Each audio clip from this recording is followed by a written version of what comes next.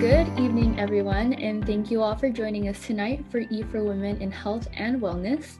Our focus today will be to provide you with personal experiences and expertise from some of our community leaders in mental health and natural medicine.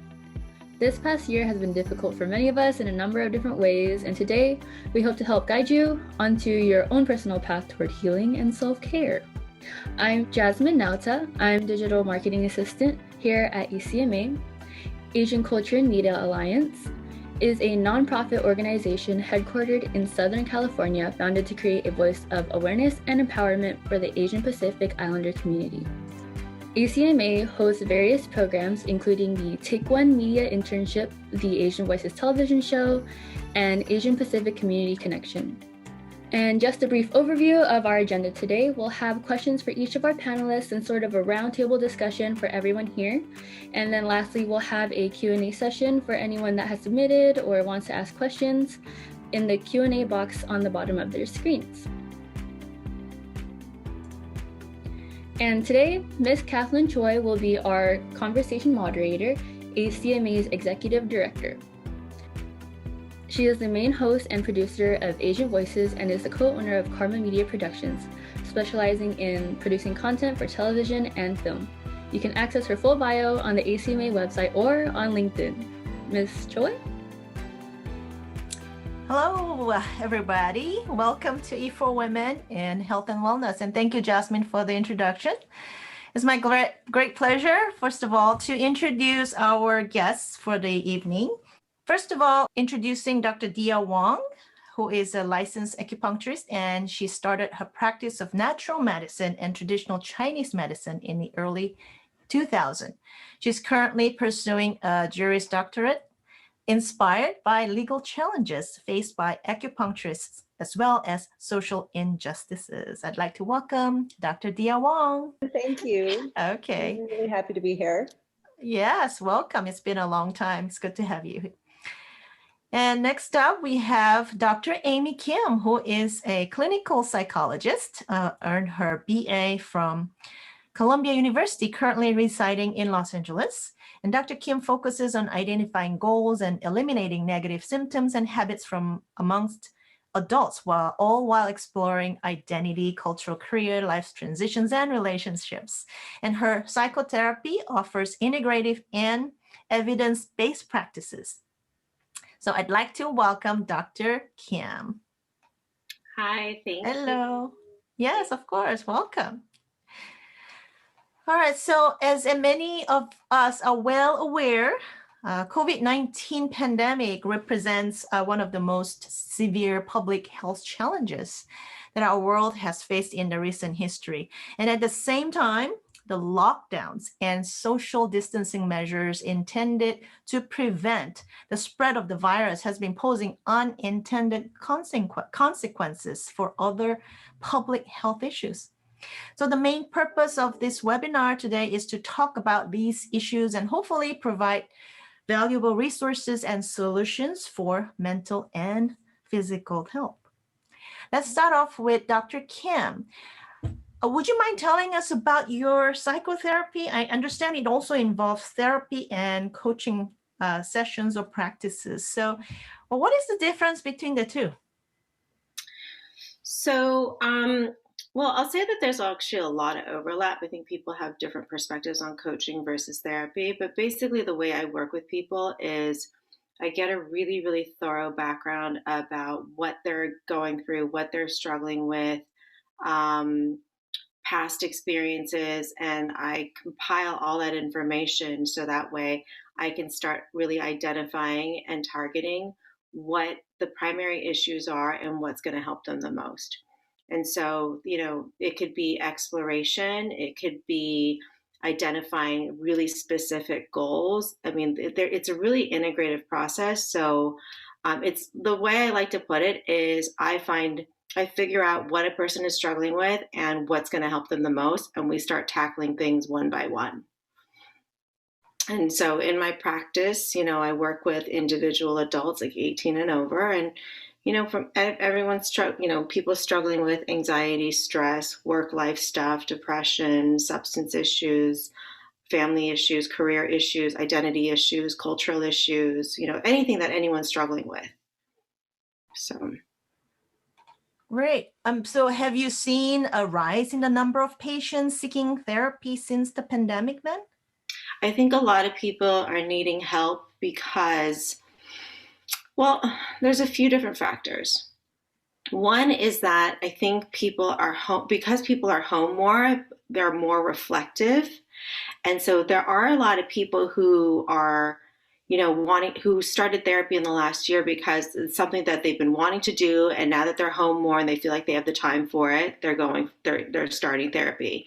There's other people who their issues have come more to the forefront, due to COVID, due to circumstances, being quarantined, whatever it is, and then realize it is time to get help.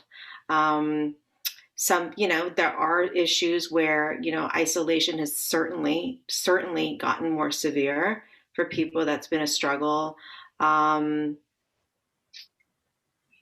There's such a variety of issues. Work-life stuff, people feeling like there's no separation from work, now that they're home and they're on their devices and their computers, basically 24 hours a day, that access is there. So there's very few divisions. So I think there's just a number of struggles from the last year. Do you think that women versus men make up majority of the people who are affected by this, the COVID, for example?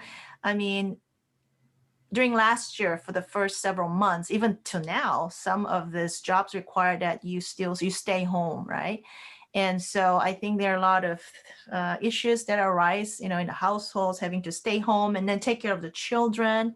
Mm-hmm. And, there's a small space, there's not a lot of space, right, among all the families with the kids trying to learn online. So how is this impacting the mental health of women and men, but also for the children especially? I think for women, especially mothers, I think it's just a general thing, but it's gotten so much more pronounced because of quarantine, is when, that women just generally tend to take on more work and chores and a lot of the household duties. And so that has gotten more extreme or more exacerbated, with everyone being at home 24 hours a day. I think it's always been the case, but more important than ever, that women really prioritize themselves. And it's very common that women, when they have children, it's like kids come first, everybody comes first except for themselves. But they don't realize that, everybody suffers when that happens. And so it's more important than ever to really, really, as much as possible, take care of yourself, carve out time for yourself, even if it's 20 minutes in the morning and 20 minutes in the evening, but you need something where you make yourself important and treat yourself accordingly. Then you're a better parent, then you're a better family member, then you're a better friend, and all of those things. So that's what I'll say about women. With children, I think that, there are children struggling with the isolation, with being on devices, probably more than ever. I think the effect, and adults know this too, when adults are on Zoom meetings all day long, nonstop, but kids, I think, are especially impacted by being on, Zoom classes all day long. And then when they're not on Zoom classes, they're looking at social media or, just devices all day long. Kids need to be out and about. They need to be around peers. They need to be around friends. They need to be outside. They need to be out and about. So I think it's particularly hard on kids who are even functioning really well pre-COVID and now are really struggling. That's, I told a friend of mine, her son is struggling, and to tell her, there's nothing wrong with your son. He's having very natural and expected reactions and responses to this very unnatural environment, to these very unnatural circumstances. So I think kids are struggling a lot. I think for young girls, it's almost like whatever issues existed pre-COVID, a lot of things have gotten exacerbated with COVID. Like adolescent girls really struggle with social media. It's really difficult on their identity formation, self-esteem, and things like that. But with COVID and being online more than ever, being on social media more than ever, I think that can have a really negative effect on their identity, self-esteem, their well-being, and things like that.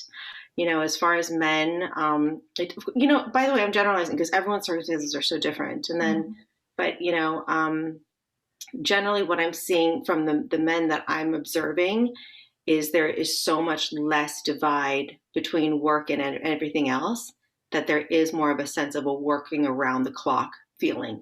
Also being confined to your home, you're working. And so it's like, why wouldn't you check email again at midnight or, because what else are you doing? So.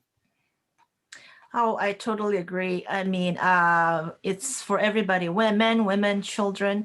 It is also because we are isolated and we spend a lot of time at home that I think it's very important to find something, for ourselves, especially women. We tend to take care of our children or of our family, parents, but we are last, right? So I think we need to change that. Yeah, very important. Women have to make themselves first. Not even like, oh, we're, equal. Like, women have to make themselves first, and then everyone else after. So Dr. Dia, I know you're from another culture. I mean, I'm Korean American. Dr. Kim also is, but then coming from a Chinese culture, how are things? Is it different? Is it me first, or is it the same? Or how have you been coping with COVID? Oh, I'm sorry, you're muted right now. Oh, sorry. I should probably just leave that on from now on. Okay. It's really interesting to hear you talk about this. For me personally, that really resonates. And I actually joined a productivity group just because my days had become so sort of amorphous that I had all this time, but I was getting nothing done because there was just not enough motivation, not enough structure. So I joined this group and I talked about my day and how I have all these tasks that I want to get done for myself and I don't get them done. But as soon as somebody else asks me to do something, I'm right on it and I take care of it.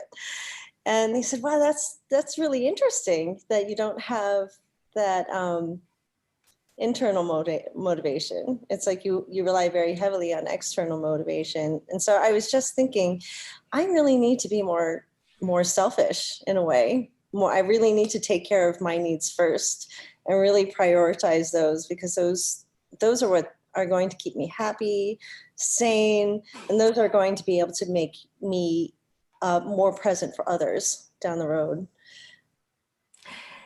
It's interesting that, for you both are like professional, like doctors, and a lot of people might think, oh yeah, maybe because you're experts in certain fields that, it's not over an issue for you. But for example, like Dr. Kim, I mean, you treat patients, but what about yourself? I mean, do you take care now more of yourself too, or is it like, how has it been for you? Mm-hmm.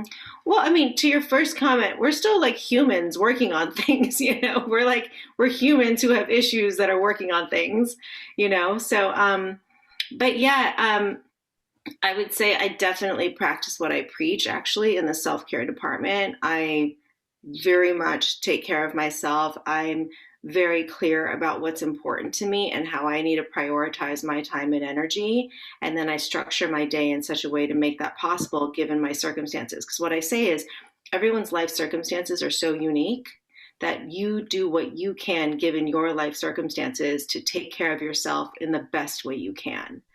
So, and when women are so busy taking care of other people, it's like one of the primary things that I work on with women is like getting so clear about what you want, so clear about what you care about, what you find interesting, whatever it is, but there has to be something that's yours that you care about, and then devoting time and energy to that every day. Because otherwise you get lost. You just kind of get lost. Yeah, exactly. I totally agree with that.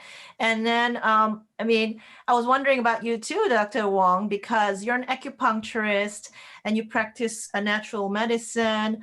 At the same time, you're studying right now and for your law degree. But I'm just curious, and I'm sure people will be wondering the same thing. Do you also practice like acupuncture on yourself? I do. I actually, since I was a student, we like to practice on ourselves. So we would needle ourselves, but you can also practice acupressure on yourself if you don't have needles. So I will get to that acupressure in a bit, because I mean, for most of us adults, especially, COVID has been the primary focus, right, in our nation in regard to health. But when it comes to children and teens, the parents' biggest concerns actually are not with the disease itself, but rather with the impact of the changes experienced as a result of the pandemic. And I actually came across a national poll on Children's Health Survey of child health concerns for children and teen. And as Dr. Kim mentioned earlier, actually the top 3 concerns were overuse of internet, social media, and then bullying, cyberbullying, and internet safety. And then the other 6 concerns are actually direct results of the first 3. And give you an example, like unhealthy eating.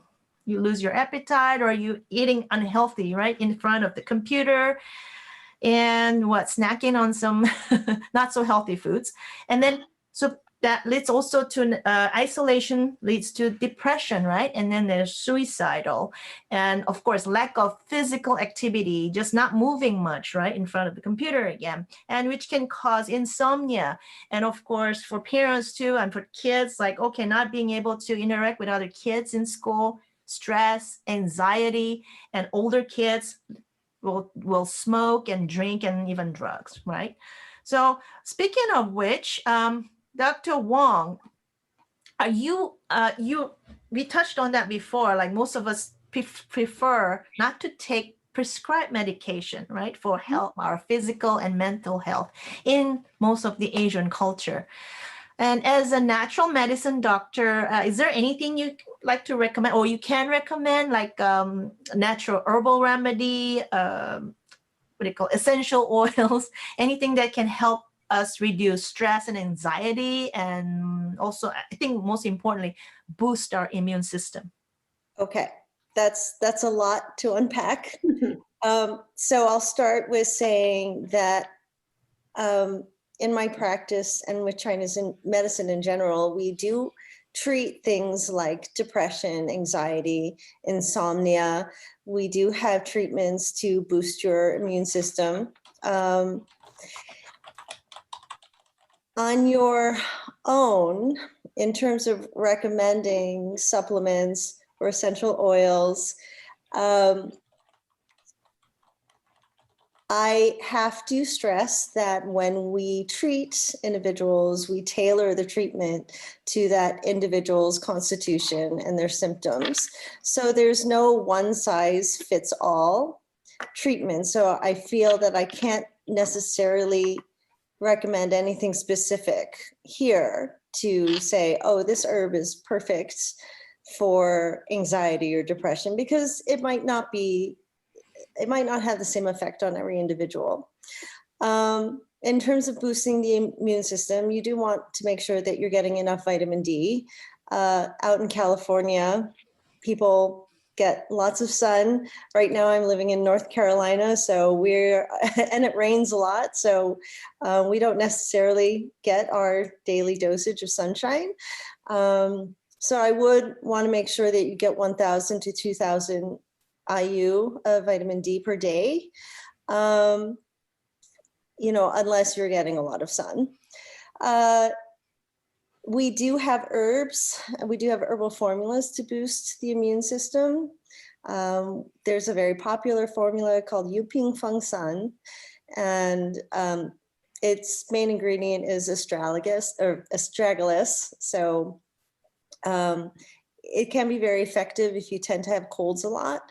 But again, I don't want to say, oh, go out and buy this and you won't get COVID, because that wouldn't be fair to our medicine or to the patient. And I do need to caution people about going online and reading about some miracle treatment and then spending a lot of money, because there are a lot of things out there that are not really backed by evidence. And they might be very helpful for certain people, but sometimes the claims can be very suspect, especially when they claim that it can treat all these different conditions. And it's definitely not really true. And people tend to fall victim because they want an easy solution. And unfortunately, there isn't. And even when people come to me in my practice, I say acupuncture and Chinese medicine is like putting water in a leaking bucket. And so we can keep putting water in there, but if you don't plug up the leak, it's not going to help you long term. And so the base idea is that you still have to have a healthy diet. You still have to have your fruits and vegetables, unfortunately. Unfortunately for some, sometimes it's really hard to get your vegetables. In order to stay in shape, you need to exercise, you need to move, and there's no substitute. There's no herb that's going to substitute healthy movement, healthy nutrition, good sleep, and a positive attitude. And those are the pieces that you have to do at home.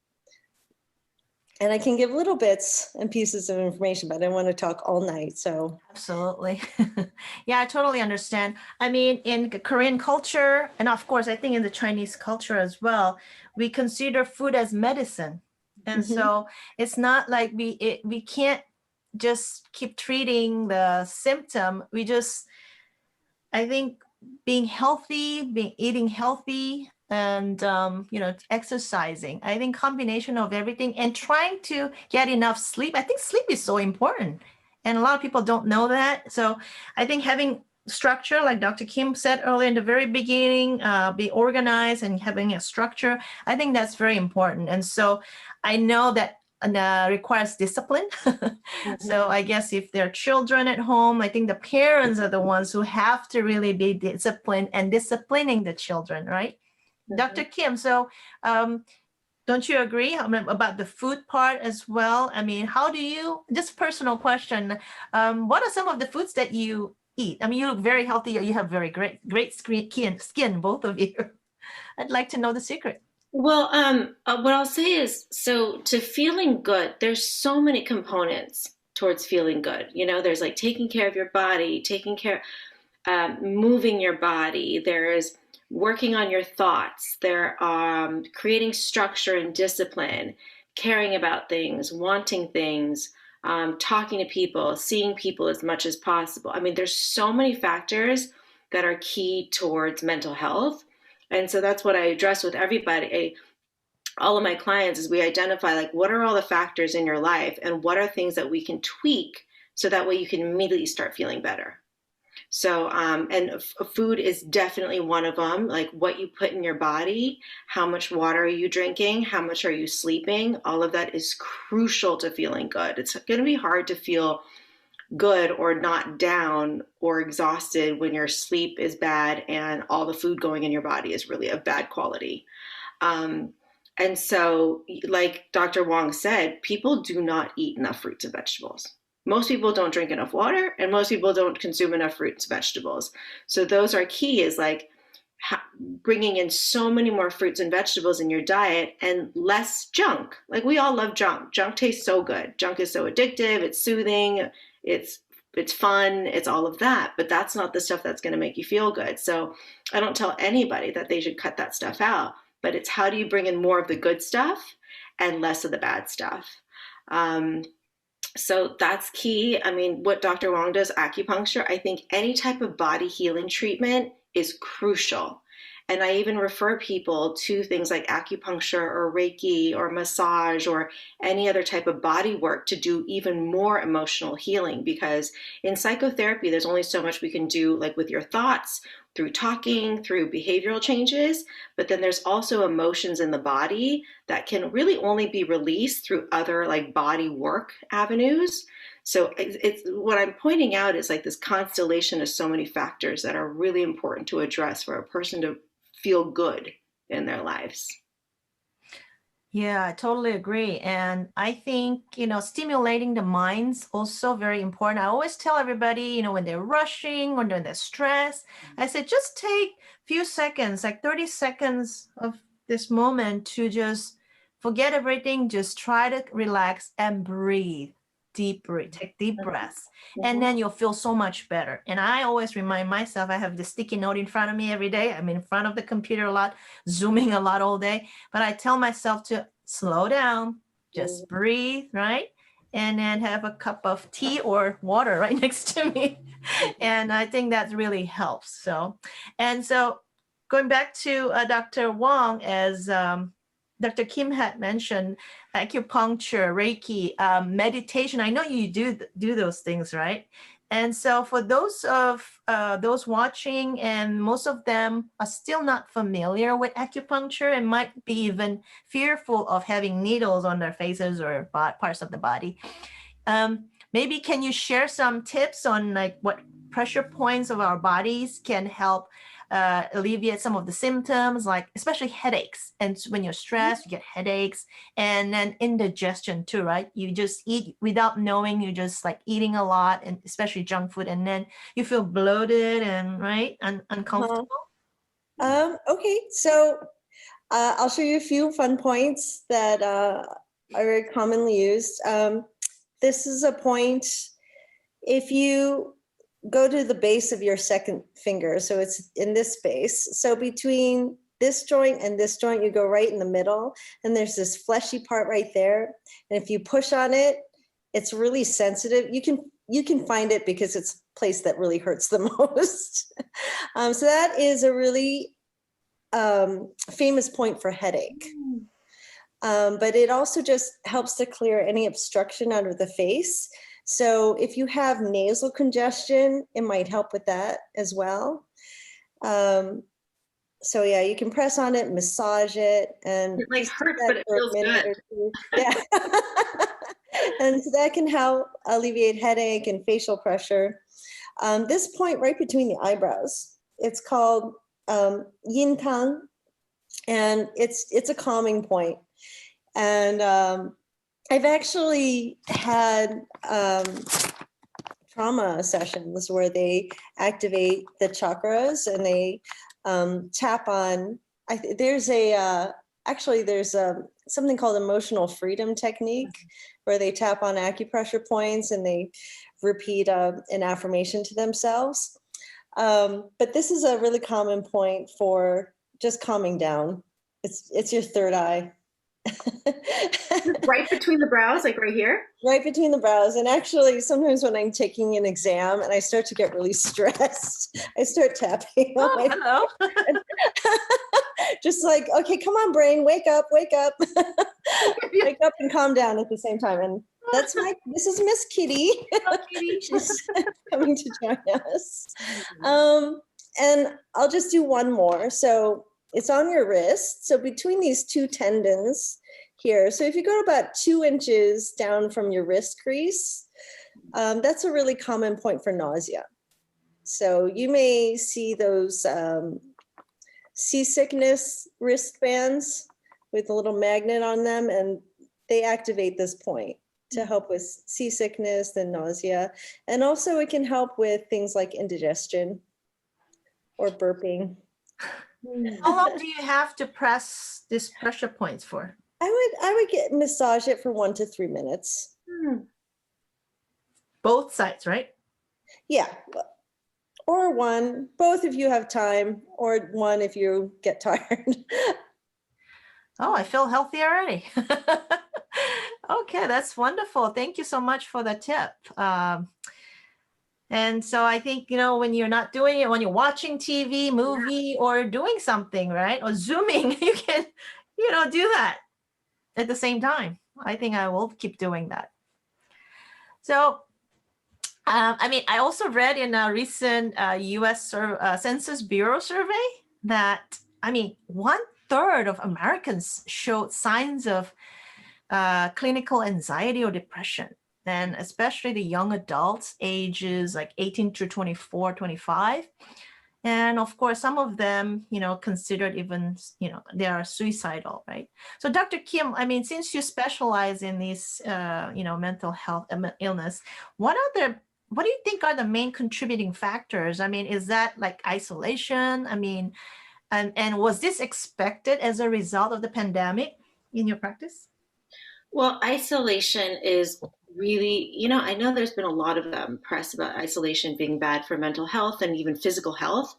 And to me, that's a very real thing. Isolation is going to create a lot of different types of sickness. So, yes, extreme isolation. And like I said earlier, is what are most people doing when they're isolated at home? They're on the internet more than ever. And not a lot of people are like looking at positive, uplifting things on the internet. You know, they're either people on violent video games for hours and hours and hours, or whatever content they're reading about or watching on YouTube. Not a lot of positive media, right? I mean, all the world events, politics, everything that's been going on in the last year is so much negativity. A friend of mine was telling me he was feeling sick, and I told him he had to stop watching the news. And not to mention a lot of trauma stuff was coming up for him when he was watching the news. So extreme isolation, and instead of being out and about in the world and being around people, now it's been replaced by devices, and devices feeding a lot of negative content. So it depends on what the content you're looking at is. I think for a lot of young girls, there's a lot of social comparison. That, you know, especially when you're at that vulnerable developmental age, a lot of like feeling bad about yourself, things like that. So it's just whatever. Basically, what I'm saying is most people aren't looking at positive, uplifting things on the internet when they're on the internet. So, yeah. So if for teenagers, for example, who again are the main majority of those out there that are suffering from this depression and suicidal thoughts, I mean, what kind of advice can you give them? I mean, other than, I know if they're confined in their homes or even in the places where they are separated from the families because of school, any piece of advice is coming from a woman or a mom or a sister, you know? Is there anything you'd like to, or even as a professional? Well, I mean, first, I just want to say that for families, it's very challenging. It's very, very challenging. And the few things that I would say that might be helpful, and, you know, is first of all, it's not permanent. You know, it's not a permanent thing. Yes, it's been over a year, but it's not a permanent situation. So I think that whenever any of us encounter any hardship, it can be kind of soothing to know, like, you know what, it's not permanent. It's going to end at some point, you know? So to know that it's not permanent, there is a light at the end of the tunnel. Sometimes we don't know when that's going to be, but it will end at some point, can provide a little bit of relief. I think it really comes down to what state of mind the parents are in, because that will have an effect on the children's mental health. If parents are really stressed out, if they're not taking good care of themselves, then that's going to be modeled for their children, or that energy is going to affect their children. So it's like, how much are the parents doing to model, you know, calmness and self-care and things like that.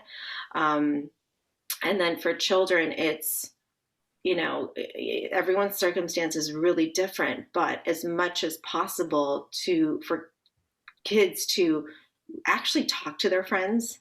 Because I know that it's unfortunate that most people just text today, and or, you know, DM each other or whatever they do, or only chat through video games. But people really need to talk, whether on the phone or FaceTime. It's like the human talking has so gotten lost. And I think that's creating a lot of ills in our society beyond just COVID, you know, not just with COVID. And then as much as like people are comfortable trying to get together with people in a distance way so that there is little human interaction is really crucial. Getting outside is really crucial. You know, I try to tell people, especially people who are living alone, actually, like single people, get outside at least twice a day. Go out for a walk in the morning, go out in the evening, just get outside, because you kind of need to shake yourself up and shake up your environment. But it's tough. It's a tough time. There's no easy solutions. I would say there's no easy solution. And if it's possible, get help. If it's possible to log on to therapy, you know, and work with a therapist, do that. Like get whatever support you can. this is the time to like reach out to people, go out of your way, tell people you need help. I think that's really crucial for everybody, no matter what they're going through.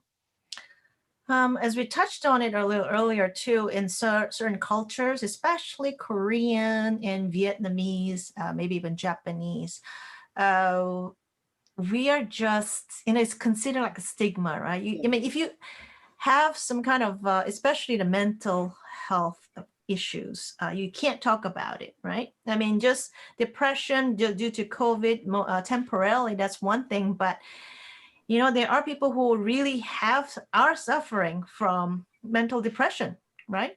So how do you talk? I mean, how do you bring it out? I mean, who do you really talk to? I mean, and some people like feel very uncomfortable about bringing it up even. I mean, Dr. Dia, like you, I believe you live on your own right now. I mean, you moved from California all the way to North Carolina. So, I mean, how is that for you? I mean, being alone, especially, I'm sure you have made some friends there, know some people, but now, like, since the pandemic, you're just isolated on your own. So how do you cope with that? It has been extremely difficult. I went through a ton of life changes. I moved out here. I took a job, which I hated. Then I started law school, and then I left the job. So I've been hopping from contract to contract, and to do whatever I can to bring in income. I'm studying for law school. And I don't really have a social network out here because I'm pretty new to this area. And all the things that I used to do to keep myself sane, I don't have access to. Like, I would go to a yoga class, or I'd go to the gym, or I'd even just hang out with my friends. And now suddenly I'm really I'm living out my fantasy of living in a cabin in the woods. And I've got all this time to reflect, and it's terrible. It's awful. I'm sure you're not the only one, but I mean, See, that's vulnerability. That's so honest. That's what we all need to do more of. So one thing that I've had to do, and by the way, it's common in Chinese culture too, not to acknowledge mental illness. And it's just weakness. You got to shuffle it away.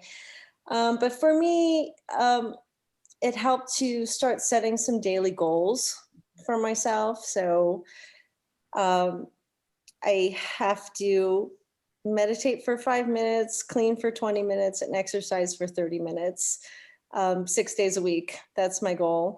And exercise can be anything. It can be walking my dog. It can be working out in my living room, which is not as much fun as out in the gym, but I discovered some workout apps that I had never considered before. So now, like, I used to hate working out to videos. Now I work out to videos. Same here. Actually, I noticed your cat earlier, and then I said, well, pets can be very, they're good for us, right? Yeah. Emotionally. Yeah. So maybe that's one of the solutions for children, coping with, the depression or isolation and anxiety. I think pets are such great therapy. For me, like you said, go out every day. I take my dog out 5 times a day, just because, not because she needs to go, but sometimes I'm like, I need to go. Exactly. Yeah. Actually, their shelters have run out of pets. Oh, there you go. People adopting pets in the pandemic, which is great news for them. Great news for the animals. Exactly. Well, at least there are some solutions. And then I always tell everybody who complain about the situation and, about anything, I always say, you know what, things could be worse. There are people out there, there are countries that, that are really much worse off than us right now. So I said, I personally always remind myself when I'm in certain situation where I can get lost, but I say, hey, you know what? This is nothing. Things could be worse. I always remind myself and other people. I think those are powerful words. I want to add a couple of things to what Dr. Wong was saying. So I think it's more important than ever, because we're home most of the time, is to create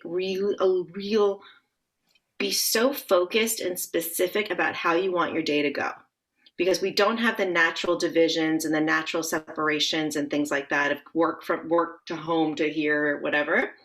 And so it's like you have to have a plan for your day, because otherwise your day is going to be this big, like you said, amorphous, just kind of like a blur where a lot happened, but it seems like you didn't do anything or nothing happened. It's just kind of a blur. So to have really like a structured day, I call it's structured in a way that's very supportive. It's supportive of your energy. It's supportive of your mood. So that's more important than ever. And then I also thought about one other thing that would really help is, people have different struggles.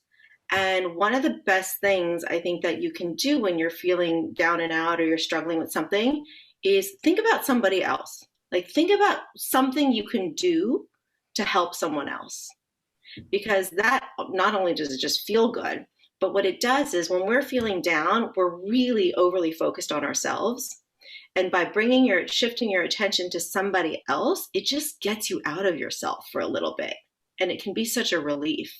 So that's another go-to, call someone to see how they're doing,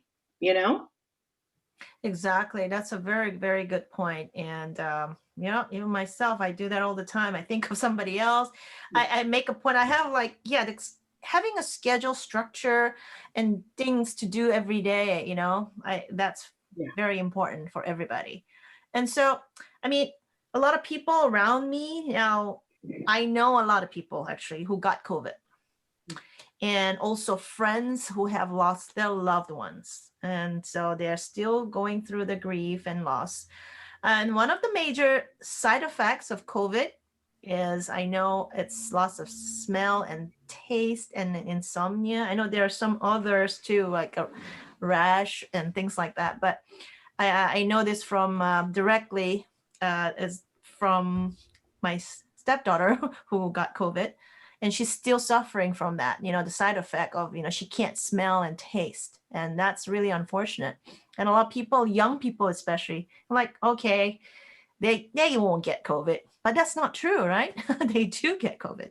So, a lot of people ask that, can acupuncture or acupressure or are there any herbs or supplements that can not treat, but alleviate some of these symptoms? What do you think? Can essential oils help? What do you think, Dr. Wong? There are definitely Chinese medical treatments that you can do to alleviate the symptoms of what we call the long haulers. My colleagues have had a lot of success with anosmia, the loss of smell. And things like migraines, rashes, inflammation. Those are all things that we treat regularly in my clinic, or my old clinic in California. So there's definitely hope. I can't prescribe anything necessarily here in this forum, because again, we had to tailor treatments, but I do want to express that there's definitely hope for those patients that are experiencing long-term symptoms. Mm-hmm. Great. We have 15 more minutes and a couple more things to address here. Dr. Kim, so for those who are interested in your psychotherapy, do you offer them only in person, one-on-one session, or do you offer it virtually as well? Right now, can I add something to what Dr. Wong said? Sure. What I think is that, anytime anyone's going through any kind of health ailment too, and this has been the case for me, is there's also stress that comes with that, right? And stress, any type of stress you experience is going to exacerbate any physical symptoms going on. And so I always recommend anything that gives you a sense of calm or relaxation. even acupuncture can be so deeply relaxing. So anything that promotes more calm and relaxation in your body and in your, in your mind, I think can also, that has a very powerful effect on alleviating symptoms as well. Mm-hmm. So going with my work, yeah. So for the last year, I have been, working from home. This is my work setup here. I'm not back in the office yet, so sessions are all virtual or over the phone. Some people do phone sessions, and so yeah, I've been doing those sessions. And if anyone is interested in doing therapy, it can be a little bit daunting to start the process, or because it's like, who do you even go to? How do you even find someone? And then there's issues with access and cost and all of those things, or even finding the time for it. And I know there can seem to be a lot of hurdles when it comes to starting the process. What I would say though is I really want to encourage people, like, it's really worth it if you really do the search and you find the right person, even if it means meeting with 3 or 4 different people until you find the right person. Finding the right person can really, really change your life. And so it's really worth the search, even though you have to jump through hurdles and, things like that. So you can just start by doing an online search. There's a database called Psychology Today where most of us in private practice have profiles, and you just call a bunch of people and talk to them, ask them questions and see who sounds good. And then you start working with people. And then if you're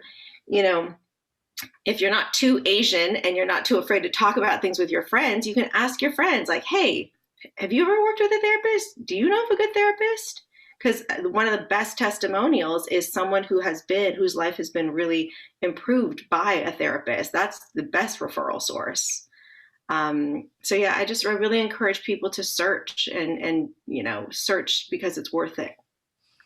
Yes, that's a very good point. And I think there's nothing better than through recommendations and referrals, because especially those who have gone through that, right, and received the therapy. So how many, when some people want to know, curious minds, how many sessions typically do they have to go through? Is it like, I'm sure it depends on the individual, but on an average? Mm-hmm. Well, what I would say is, first of all, sessions are weekly. They're going to be once a week, 50 minutes. And what I say is to really, really, because, I'm not into like Band-Aid fixes and short-term fixes and superficial fixes. So what I say is, if you want really deep transformational change, minimum 6 months, minimum. Even a year. And then people keep going because they just want to keep feeling better and better, because you should be feeling better and your life should be getting better the more you're into it. And so people will keep going because then it's kind of like layers, like peeling layers of an onion. You peel those most superficial ones and you can go deeper and deeper until you're done. Like you can get rid of all of those layers of anything that's burdening you, hindering you, so, but I would say 6 months to a year. It's a real commitment. It's going to be a real time commitment, a real energy commitment, a real financial commitment. And Dr. Dia, what about acupuncture? What would you recommend for those seeking like more of a holistic approach, like natural therapy for some of the symptoms that we discussed earlier? I mean, first of all, you know what, before we start, can we show a quick video that we have prepared earlier on, but then we forgot to show, but I think we should show that. Okay. Yeah, and a part of it, we were showing that you were featured in Asian Voices show, and the second part would be from Kathleen's Korean Kitchen show. Okay, here you go. So tell me about the differences between Eastern medicine and Western medicine practices. Well, both can be very helpful. So I want to emphasize that we're not saying that we're better than Western biomedicine. However, we do approach healing and the human body very differently. For example, when you get diagnosed in a doctor's office, you maybe get a blood test, and then the lab analyzes your blood markers, and then they tell you based on your numbers if you're healthy or not. Mm-hmm. When you come into my office, I'll sit down and I talk to you. I take a look at your complexion, your hair, I look at your tongue, I feel your pulse, and then I use all these different clues to find a pattern of imbalance that may be making you feel sick. Sweet red beans, or adzuki beans as they are sometimes called, are often featured in festive dishes on Asian holidays because of their joyful red hue, a color which is associated with luck and happiness in many cultures. Luckily, they are also delicious and nutritious, can contribute to beauty and health, help with diabetes, boost energy, and drain puffiness from the skin. Now, for the sweetness without the smelliness, try soaking your beans overnight before you cook them. There you go. Hey, at least the audience gets to find out about the nutritional benefits of red beans, right? Azuki beans. That was a blast from the past. I mean, you look the same as like, I think that was like what, 10 years, maybe 8 years ago. Oh, wow. Time flew by pretty quickly. Ago. Oh, wonderful. I know we have for only a few more minutes. I just have a couple of questions from the audience. Before I ask that question, can you tell us, like, so as far as acupuncture goes, how many sessions, like, does one have to take? It's as Dr. Kim says, it does require some commitment, but generally, the more acute a condition is, the fewer sessions it will probably take. But if you have a severe or chronic condition, it could take weekly sessions for a month to several months. And it really just depends on the individual patient. Mm-hmm. Oh, yeah, absolutely. I mean, acupuncture, I can vouch for that. I hurt my back, a disc popped, and I was suffering for a whole year back in Korea, but somebody recommended me to a famous acupuncturist, and I didn't believe in it first, but combined with some herbal medicine that I was supposed to take, in 3 weeks, I was just fine. I was just like, wow. I mean, he put the needles on me, acupuncture, and then also, like three days a week. I went for like just 1 month, and I was just, so surprised, amazed at how it really worked. I can't say for everybody, but I mean, I'm just dead. I went through it, and I also for headaches and for my tendonitis. I went to an acupuncturist here in San Diego, and I can't just do anything right now. Before, I couldn't even play golf, or, I had always had the brace on, so. I think in my case, it was about like 4 to 6 months of, treatment with acupuncture. And I think, that really did it for me. So speaking of which, I have a couple more questions here. Somebody wants to know, do essential oils and teas, like calming teas, actually work for you, like in certain areas? I'm not an essential oil specialist, but they are derived from the sort of pharmaceutically active components of plants. So I imagine they are effective for certain conditions. For teas, I mean, just regular plain tea is very high in L-theanine, which is calming in of itself. And as for herbal calming teas, I mean, why not? It's not going to hurt you. Let's give it a try. But you, Dr. Kim, are there any kinds of teas that you enjoy, or do you drink tea at all? I mean, I know some caffeine's good, but too much is, of course, the opposite effect. And with the whole essential oils and tea thing, I'm like, if it calms you and it makes you feel good, do it. Like, do what feels good and do more of what feels good. And it's up to each person to find for them what works for them and what is calming and soothing. And it's, do whatever's calming and soothing and actually works for you. So teas, yes, I think teas are, teas are very calming, soothing. My last client we had to talk about caffeine because she has a lot of high anxiety. And we just talked about, I said, you drinking caffeine is like, we're trying to put out a fire and you're putting fuel into the fire. And so we just talked about weaning her off caffeine little by little, because it is quite a jolt to your physical system and your mental system. So it's kind of like electrocuting yourself a little bit. So if you're wanting to feel calmer, and more relaxed in your life, caffeine is kind of going in the opposite direction. So, yeah, but if you like tea and if it calms you, it's wonderful. Essential oils, if you like them and they calm you, it's wonderful. I actually sprinkle essential oils on my pillow before I go to sleep. So I'm like smelling that, well, before I'm going to sleep. So I also believe that essential oils actually help me. And there's different kinds of oils, right? With different scents and for certain, benefits. So yeah, definitely try it. I mean, I don't think it hurts you, but yeah, definitely something that I would personally recommend. And as a chef, I also believe that food is really important. For now, I've been telling everybody, even including myself, I said, eat clean food, try it. I know it's not fun, but actually you get a hang of it after a while. Even salads, I don't put any of those dressings because I put a lot of different things, even a little bit of dried fruits, right? And then aromatic herbs like, cilantro or parsley and basil. And if you mix it all together, actually it tastes pretty good.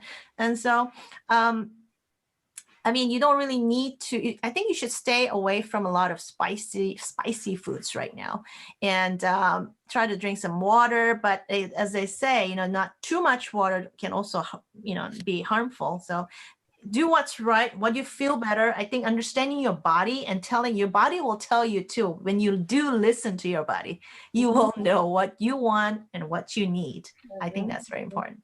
I just with diet too, it's like before I used to indulge in everything, everything fatty, greasy, whatever. And over the last few years, I've turned to mostly fruits and vegetables. And the thing is, in the beginning, it's not fun, but now I crave it and I want to eat that way because it feels so good. So that transition can happen. Absolutely. One last question for Dr. Dia Wong. Is it safe to get acupuncture during the pandemic? A responsible acupuncturist should have a mask requirement. And I think a lot of people are getting the vaccine now. And I wouldn't be shy about asking your acupuncturist if they are receiving or planning to receive the vaccine. I think it makes sense to get one. Unfortunately, in my industry, there are a lot of anti-vaxxers because it goes against the holistic mindset.